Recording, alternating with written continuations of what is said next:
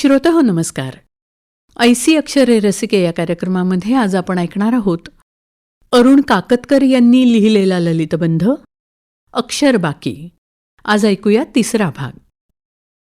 रसिकहो, बहुतेक वेळा पांढरं स्वच्छ करवत काठी धोतर, गुडघ्यापर्यंत लांबीचा रेशमी झब्बा किंवा कुर्ता, छान तेल लावून मागे वळवलेला भरपूर असा केशसंभार, चेहऱ्यावर कायम एक मिश्किलपणाकडे झुकणारं स्मितहास्य, असं कविश्रेष्ठ बाभ बोरकरांचं उमदं व्यक्तिमत्व होतं.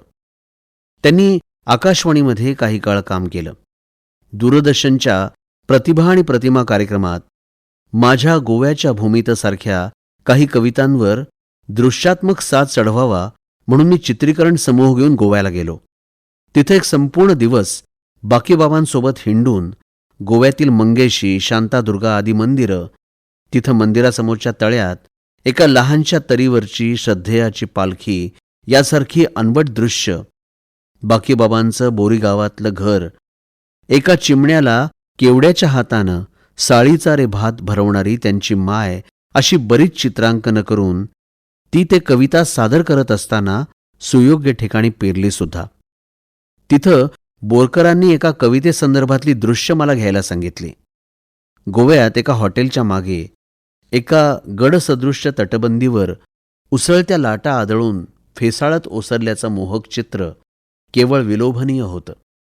त्या बुरुजाच्या शेजारच्या पुळणीवर एक परदेशी जोडपं जलविहार हेतू आलेलं होतं. पतिराज निवांत ऊन खात वाळूवर लोळत पडले होते आणि बाईसाहेब तरण वेशामध्ये लाटा अंगावर घेत मुक्त जलविहार करत होत्या. बोरकरांनी स्वतः सांगितलं की हे दृश्य घ्या आणि माझी जी हिप्पीण कविता आहे ना, त्यामध्ये ती दृश्य वापरा. त्याप्रमाणे मी ती दृश्य चित्रित केली आणि कार्यक्रमाच्या पहिल्या प्रसारणात ती दाखवली सुद्धा गेली.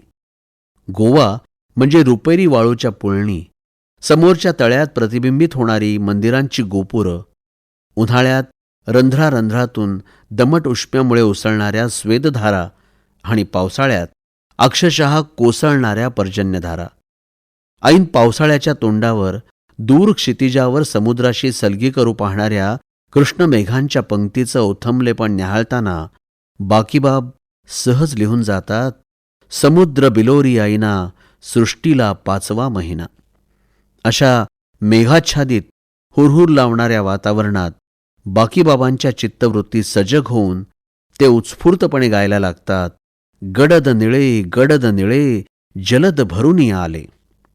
लाही लाही झालेल्या तनामनाबरोबरच आसुसल्या भूमीला सचैल स्नान घडवून तृप्त करून मग अनेक वाटांनी पागोळणाऱ्या, ओघळणाऱ्या, खळखळणाऱ्या, झुळझुळणाऱ्या, वाचलेल्या, साचलेल्या, उरलेल्या, मुरलेल्या, धावणाऱ्या, बावणाऱ्या अशा या पाण्याची विविध रूपं बोरकरांनी आपल्या शब्दरंगांनी चितारली आहेत.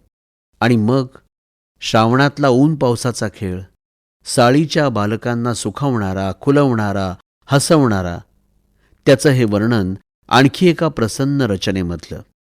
इतकी अलंकृत कविता आहे की परत परत वाचावीशी वाटेल अशी. फारा दिवसांनी आज उन्हे सोनियाची आली, चिंब साळीची बालके ऊब पिऊन या धाली. गोव्यासारख्या प्रदेशात मानसिक जडणघडण आणि वैचारिक उपज झालेले कविवर्य बोरकर आसक्ती आणि विरक्तीच्या हिंदोळ्यावर आपल्या कवितांमधून झोके घेताना आपल्याला वारंवार जाणवतील. अशाच एका विरक्त मनस्थितीतल्या बोरकरांनी लिहिलेली एक कविता, आता माझ्या व्यथा कथा कुणान येती जाणता, वृथा त्यांना का दूषण नाये मला न सांगता. या ओळी काय व्यक्त करू पाहतायत? वेगळं सांगायला हवं का? अक्षर बाकी. अरुण काकतकर यांनी लिहिलेला ललितबंध आत्ताच आपण ऐकला ऐसी अक्षरे रसिके या कार्यक्रमामध्ये. वाचक स्वर होता दिनेश अडावतकर यांचा, निर्मिती सहाय्य रत्ना मगरे आणि सादरकर्त्या होत्या ज्योत्स्ना केतकर. आणि याचबरोबर आजचा कार्यक्रम संपला. पुन्हा भेटूया उद्याच्या भागात. नमस्कार.